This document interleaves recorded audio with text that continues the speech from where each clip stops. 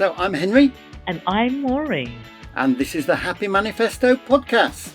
So Samantha Green is on our podcast today. She was on our Level 7 Senior Leaders Programme. Oh, I'm looking forward to this. Yes. To see how she went. She just completed it, I understand, as well. She has, yes, absolutely. Gone through the EPA and everything. Grand. Indeed, yes. So, Henry, what's been giving you some joy?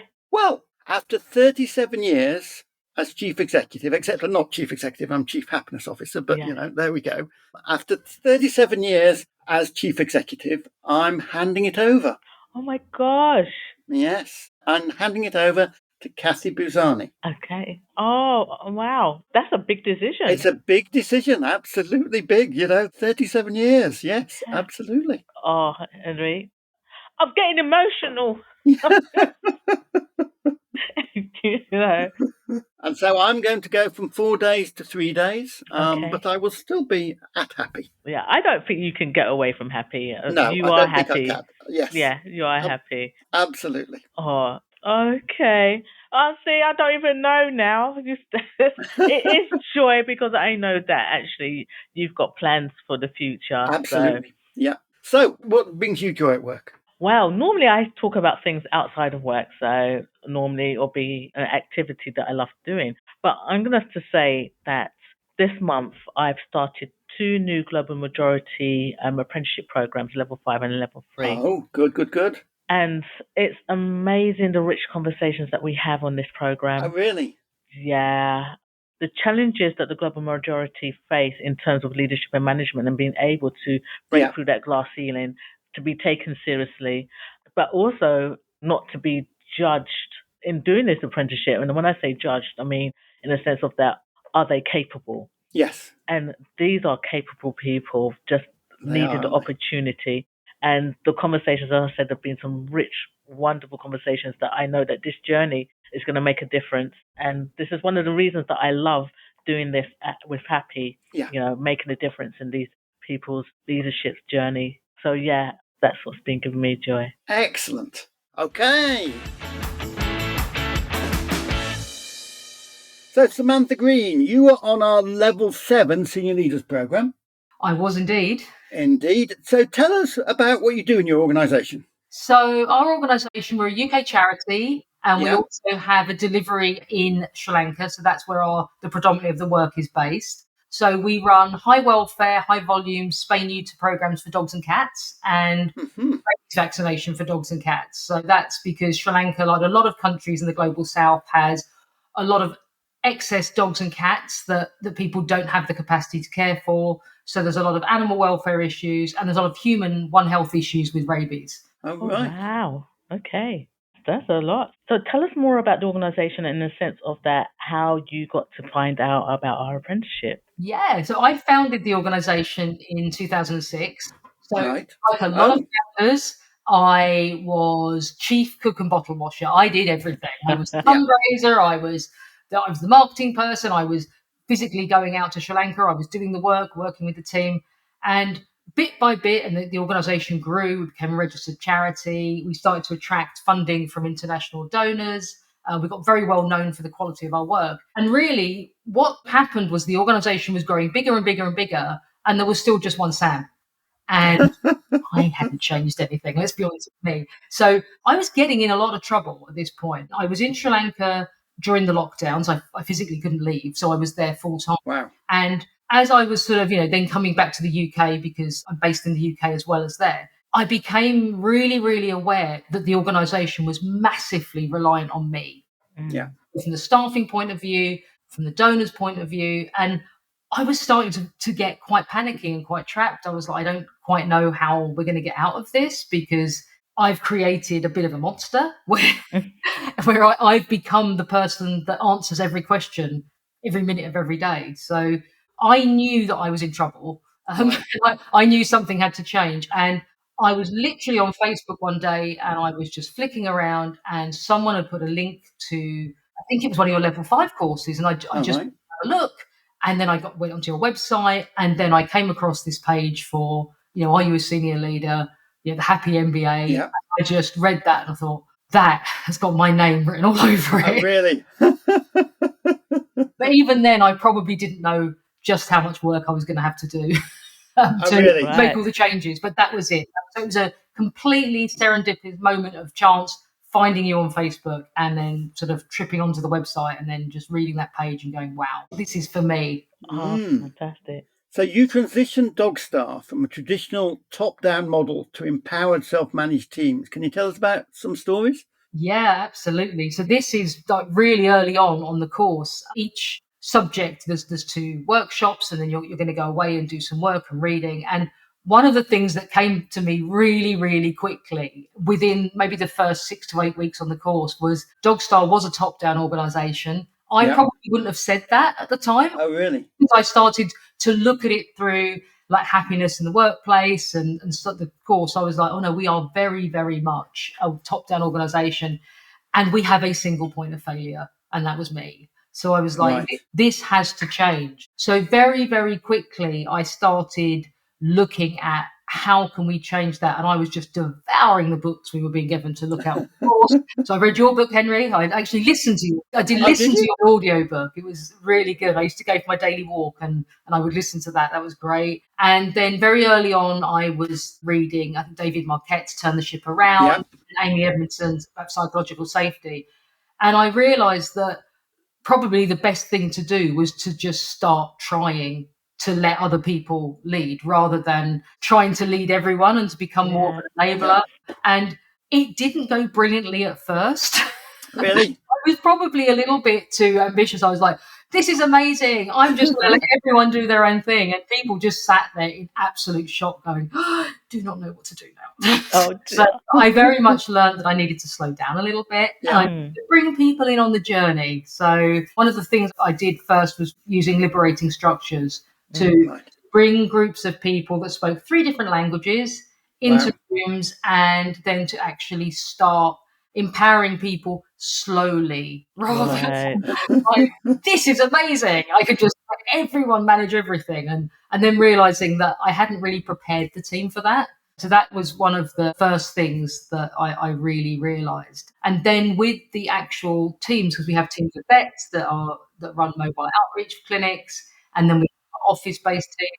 So one of the very first things, and again, I think I took this from your book, Henry, was about hiring people for attitude and training them for the skill and not necessarily forcing people to be managers just because they were senior. That was probably my first big experiment. We have a very hierarchical system and culture in Sri Lanka. And you get promoted on seniority. And I basically spoke to the guy who was next in line for the job. And when the team leader's job went, do you want to do it? And he went, absolutely not. Absolutely not. I do not. I love what I do not want to manage people. And he recommended someone who was quite junior to the team and said, but that guy's amazing with people. So we brought this guy in. He'd been with us 7 weeks. Wow. Okay. Wow. I thought I'd have to like be here for 10 years or something. And that was like my very, very first experiment that worked really, really well. And then after that, it was like a row of dominoes. That was changing everything. You don't have to be here the longest time to be in charge. Right. So did you start to notice your skills as a leader from moving to a growth and strategic, a reflective leader? So tell us about that journey. I think at the beginning, I was literally an answering service. I was like a problem solving one person. So any problem in the entire organization, I felt it was my job to fix it. And I trained everyone else to come to me with their problems. Oh, really? So basically, it's this horrible, toxic codependency where, the staff were doing what I trained them to do, which was to tell me about the problem. And when I took a step back and when we started to empower people, I remember one of the first things that I started to do, people would come in the office and I would begin, what do you think you should do about that? Or on a Zoom call, well, what do you think? And at the beginning, people would just go, I don't know. You tell me, you're the problem-solving person. So I think that it really stopped me either micromanaging by accident, which I didn't mean to do, but I probably was, or I was just taking away everyone's agency and just saying, don't worry, come to me with the problem and I'll fix it. So I was like almost like an overbearing parent that would never let their child run around in the park in case they fell over and scuffed their knee. So I found that as I started to I was pushing back a bit as well, going, no, guys, you come up with the solution. And if you get really stuck, come and get me. And then maybe we can together work it out, or we can have a liberating structure section, or we can do something. I then found I had so much more time to look at the strategy. Oh, really? In the time that I did the course, I think I started in October 2022, and I finished my endpoint assessment in March 2025. So that's 2.5 years. In that time, the charity has grown a huge amount, and that is a lot because I have had time to do my job. Yeah. And I think from our earlier conversation, you were saying that now you can spend a bit more time at home. Absolutely. I'm able to spend a lot more time in the UK. Before I was spending a lot of time there. Now I'm sort of, down to like maybe 3 months a year. And even then, when I go out, we're a lot more productive because we're talking on Zoom calls. We've got lots of problem solving mechanisms in play that they can do when I'm not there. They'll still come to me with problems, and it's still my job to help, but it's not my job to solve everything. And I felt that I can do my job now. I can actually do the strategic lead. I can talk to the funders, grow the program. And I think over that period of time, from where we were in October, September 2022 to now, it's a radically different organisation. Right. And can you tell us about some people that did make some decisions? Yeah. So the guy that I promoted after 7 weeks, I basically said to him, I'm going to give you pre-authority. And he looked at me like I had two heads. You don't have to come and ask me for stuff. Like, you can just make decisions.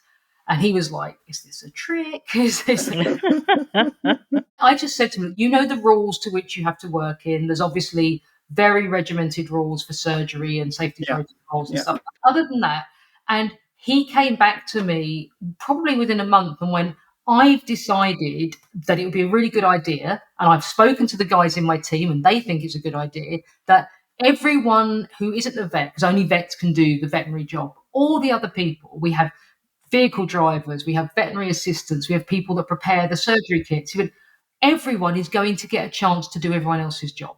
And I was like, okay, that's good. He said, so they're multifunctional, so that if someone is off sick, we've got more sort of cover in the team, but also people might like to do a different job. And I was like, has he been reading Henry's book?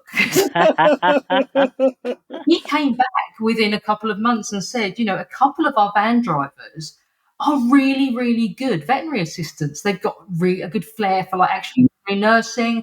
And then we found other people that are really good at other things. And none of those people would have got the chance normally because they'd come into the organisation as a van driver or as whatever. And we didn't have that sort of cross-promotional track. So now we've got, the guy that drives the taxi that picks up the dogs is actually amazing at doing the anaesthetic in the surgery area. Oh, really? I'd never have thought of asking him if he even wanted to do that. Probably never have thought of even asking. So, having Deva's fresh idea, his sort of well, how could I do this? And I'm allowed to do it. It made that team so much more resilient, and the staff in it have so much more fun at work because they can do different jobs. Right. How many staff do you have? So we have in the Sri Lankan team, it's around about 50. Right. Okay. Telling me off because I keep employing more people when he's not looking. But it's just around 50 now. And then in the UK team, there's 4 people. It's predominantly the workforce is in Sri Lanka. So, what Dev did was quite radical. Yeah. Absolutely. Yeah, most definitely. Other teams and other team leaders started going, I might do that in my teams. Now we've got people from, the cat team and the dog team swapping over. So they're doing completely different things. So, it's sensible now when you look at it, but we hadn't thought of it. No, totally. That's amazing. So what's he doing now at the moment? He is still our team leader. He did such a great job that he then ever so slightly started to become the problem-solving person for his team. So I was able to say to him, look, take a step back. This is how I've done it. He is now about to start doing a master's alongside his work part-time because he's now at the stage with his team where he's able to step back a bit. Wow. Whereas he was my first person that stood up and self-managed a team. Now it's rippled down. Now his team are doing it. So he's able to now take on some additional studies. So even though he's not done this course, he's directly benefited from that. Wow. So now on the level 7 program, there are elements of the Toyota production system.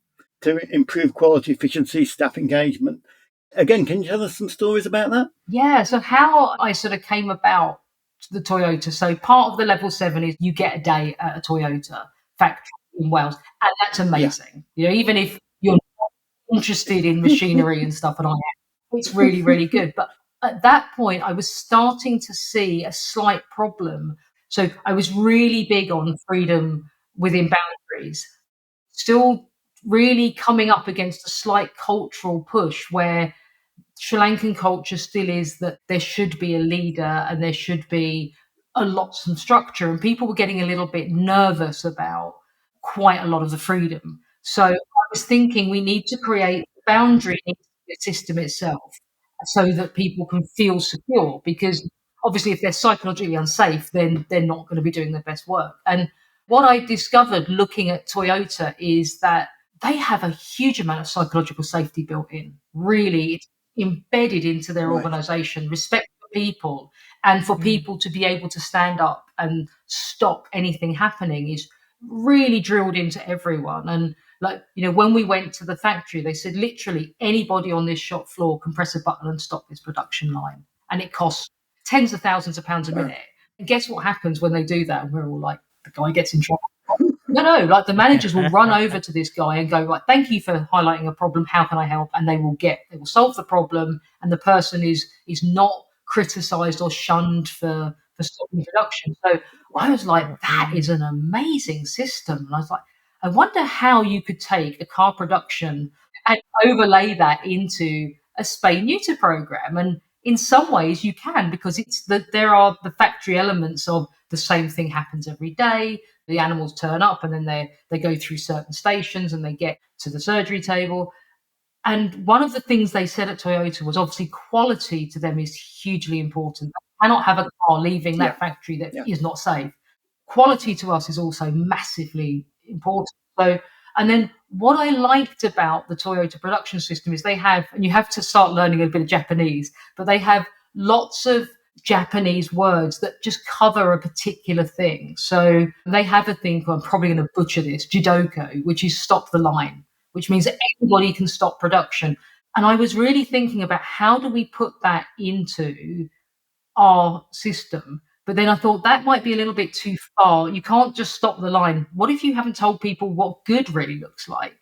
So there's lots and lots and lots of bits of Toyota, but we picked 4. So we went 5S, which a lot of people know about, which is the system of sorting and cleaning. And I cannot do it in Japanese.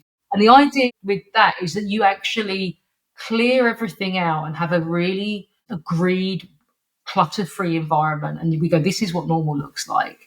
Then they use a lot of visual SOPs. They use lots of photographs to say, if you're putting this thing onto the car, here's a picture of where it goes. So that gives you this foundation of stability and clarity. Everyone knows what the rules are. Everyone knows what good looks like. Then you're empowering people to stop it if anything goes wrong and rewarding them for that. And then the last bit that we really liked about Toyota, which a lot of people probably know about even outside of Lean, is Kaizen, the concept of small continuous improvements. So now they're the 4 elements of Toyota that we use. So for instance, our surgery truck, we had like a 5S day where we go through and then all the staff clear out everything. Do we need it? Do we need to clean it? Is it broken? Should we have it? Should it live here? Then we went through a system using a thing called Gemba Docs, which is a online system of visual SOPs that is used a lot in factories. So instead of writing really boring SOPs that no one's ever going to read, staff make them themselves on a smartphone. And they are videos and photographs with minimal writing that says, pick up the red bucket. This is a picture of the red bucket. Put so many litres of this fluid into the red bucket. So even if you're just mopping the floor, there's a really clear visual SOP or a video that shows you how to do it. And then obviously we have ones going all the way up to the technical surgery. So if you are maybe going to cover your colleague because they've not come to work that day at short notice and you're doing a job you've been trained for but you don't do every day, you can grab your mobile phone. There's QR codes all over the place that you can scan that shows you if you're thinking, is it the red bucket? Is it the blue bucket? You can just quickly do that. You don't have to feel you've got to ask a supervisor unless you want to. So again, it's empowering people. It's giving them that safety to go, whenever you are there will be a QR code that you can scan on your phone and you can see what you have to do. And if anything goes wrong, you are completely empowered to stop production and no one will be, you're not in trouble. You are rewarded for that. So that's really where we sort of took the Toyota thing, and not the whole system, because we're obviously not in cars, but those 4 things for an operational organization work really, really well. You've talked about psychological safety. So how did you get the trust? Because, when you first say, like, well, look, you can do this and you're going to be rewarded if you're going to stop the whole thing. It is a big jump. When we first started the program, we were subcontracting a lot of our staff.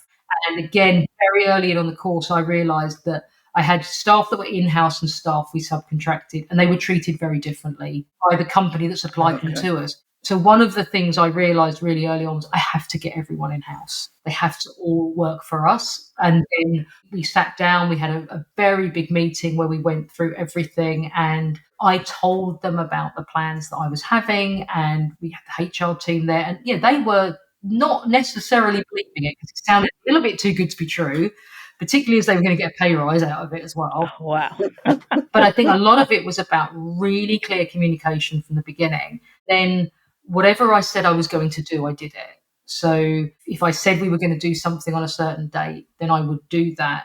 We started bringing a lot of the liberating structures meetings in. Then I would make myself very accessible. That's why I probably flew backwards and forwards quite a lot in that time, to make sure I was available for team meetings so that they could physically ask me questions. And the very first one we did, there was just this deafening silence. And I was like, who'd like to ask anything? And people were like, oh, putting my hand up. So one of the things I did with the liberating structures was, there's a great one called Triz, where you just turn everything on its head. And I said, okay, guys, why don't we all just sit and write down what the worst charity would look like? What's the worst spay neuter program? And that really helped them, because then they could go away and write down. They weren't being asked, what should we do to make it better? And then we went through all the lists and said, are we accidentally doing any of those? And we were doing 2 things. And then I said, right, I promise you they stop today. So we stopped doing those. And then we flipped them around. So a lot of it was being very present. And also one of the things I made sure that I did at all the meetings was I would tell them if I'd made mistakes and where I'd made mistakes, so that this culture that admitting mistakes was safe. And I would sit at meetings and go, I messed that up, or actually I should have done this before that, or I messed something up. And that really started to help, and we started to filter that through when we started doing team agreements in our office team in Sri Lanka, for instance. When we sat to do that, and there was, I think, 5 members of staff, and I said, right, you all have to come up with 2 things, a minimum of 2 things each to put on your team agreement. Then you're going to have to work it out how to do it. And the number one thing all of them put down was, we are honest, we tell the truth, and we own up to our mistakes. And that was coming from them. And it was because they had seen me being honest and owning up to mistakes, and they felt it was safe to do that. I mean, I was delighted because that's what I wanted to put on, but I was like, I can't write your team agreement. When they came up with that as their first one, that they'd all got that. So I think a lot of it is, it doesn't happen overnight. You can't just say, right, as of today, we're all telling the truth and no one's going to get into trouble.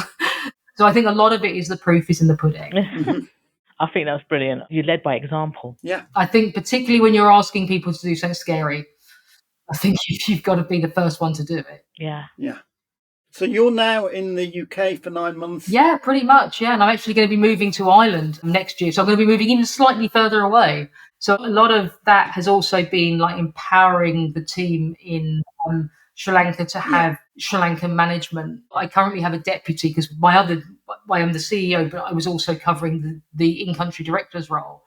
And on paper, I still am. But I now have a deputy who's joined us, and he's gone through the organisation as we've been changing it. And he's now getting ready this year to take on the full leadership for the Sri Lankan team. Obviously, still working with me, and I'm still going to be supporting him. But that was so important, again, for an NGO working in the Global South, not to have a European in-country director permanently. It's about empowering local people to deliver solutions in their local community that work.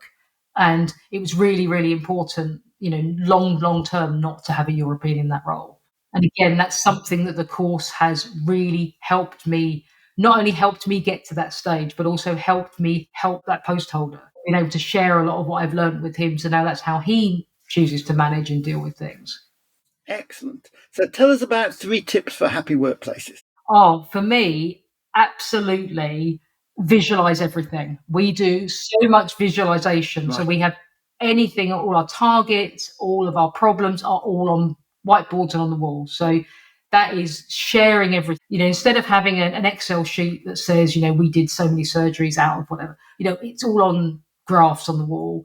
All of our problems, we have a daily stand-up meeting in Sri Lanka, and when I'm not there, they photograph that and that's put in our shared Slack group. So daily stand-up meeting, everyone writes on the whiteboard what their problems are, what help they need.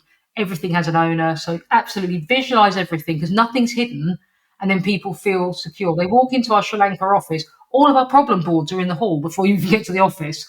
We're basically saying to everyone, this is where we are. And it's okay. So people feel they can come in and say that. I think trust people, give them control, not instructions, much as you can. Obviously, there are times you need instructions, but try to make them minimal. And I think the one thing I really, really learned when I was bringing the staff in-house, involve people in decisions that affect them. When you're doing something like that, getting everyone in a room and talking to them so that they understand what's happening and they have a voice, I think is really, really important. Yeah.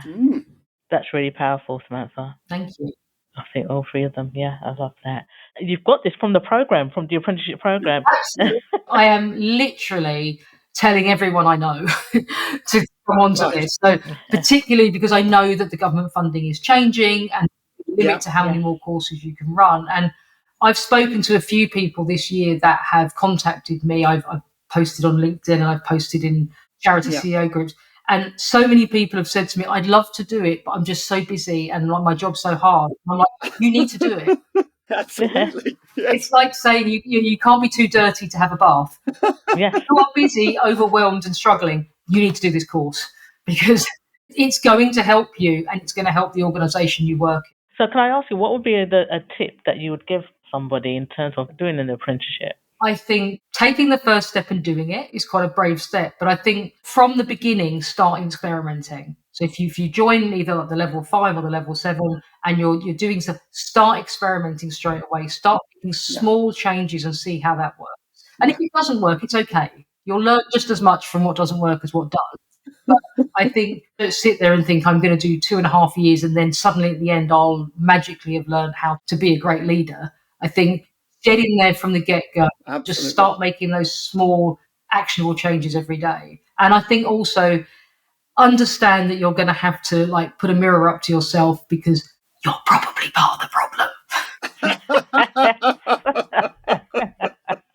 Oh, well, no, thank you so much for your honesty there as well. Thank you so much. I have really, really enjoyed doing the level 7 with you guys. So not being paid to say this, cannot recommend it enough to anyone.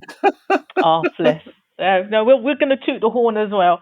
But Samantha, before we let you go, as well as the 3 tips, and thank you for that, we'd like to know what gives you joy outside of work. Oh, walking. Okay. Walking is my absolutely love. When I'm in Sri Lanka, it's actually quite hard to walk because it's such a hot country and there's not really many pavements.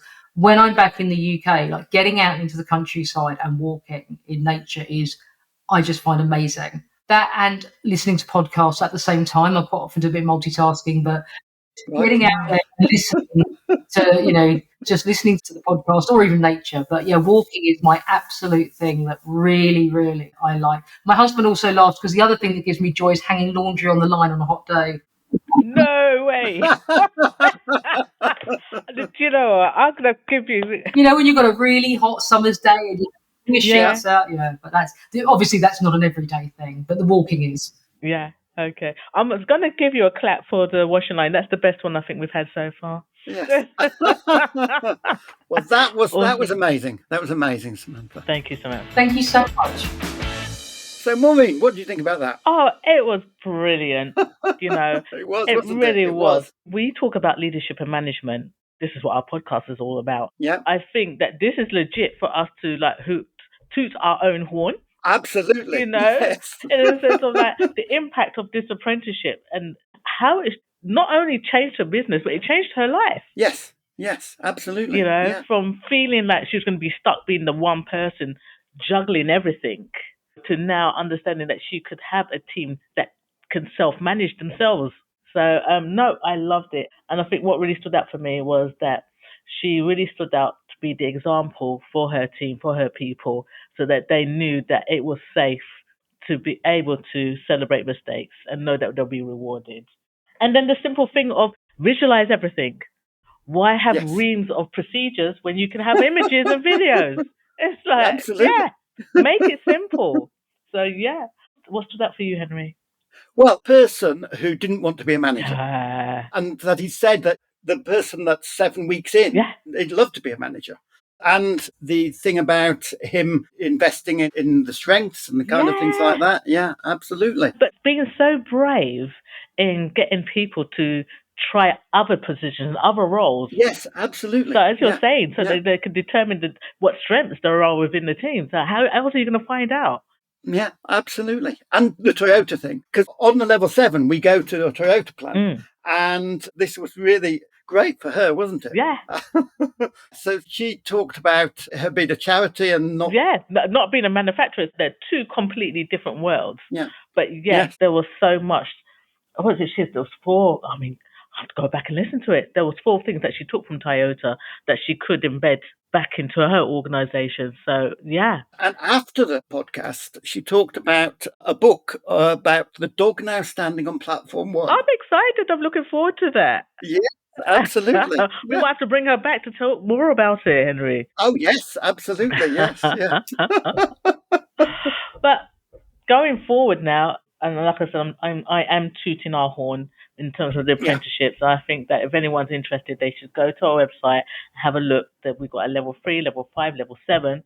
Absolutely, yeah. And so let us know if you want to book on the level 7 program. Wouldn't you want it to be based on Samantha's transition from a top-down model to empowered self-managing teams? It's on 3rd of July.